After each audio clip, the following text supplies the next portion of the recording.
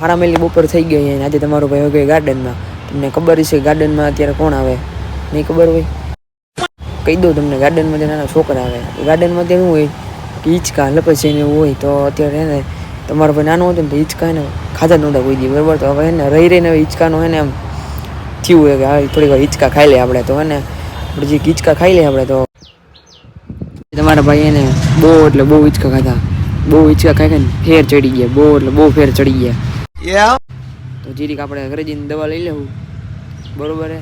જીરીક આપણે ગેરેજ બાજુ આવી ગયા એને, કારણ કે આપણી મીના રાણી રહી ને થોડીક કાટી ગઈ હતી, એટલે એના આપણે થોડુંક એમાં ઓઇલ કરવાનું. તો હાલો મિત્રો,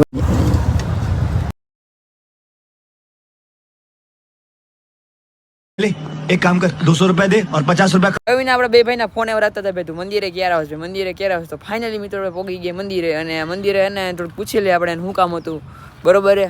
હાલ ભાઈ શું કામ હતું તારે? મારે ભાઈ કઈ કામ નતું. કાંઈ કામ નહોતું તો નીકળો. હાલો ભાઈ તમારું શું કામ હતું? ફોન કામ કર્યો હતો.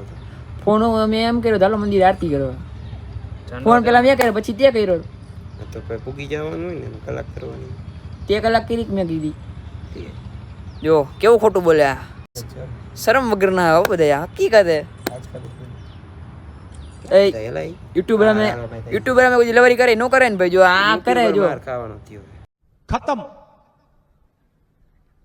Bye bye tata good bye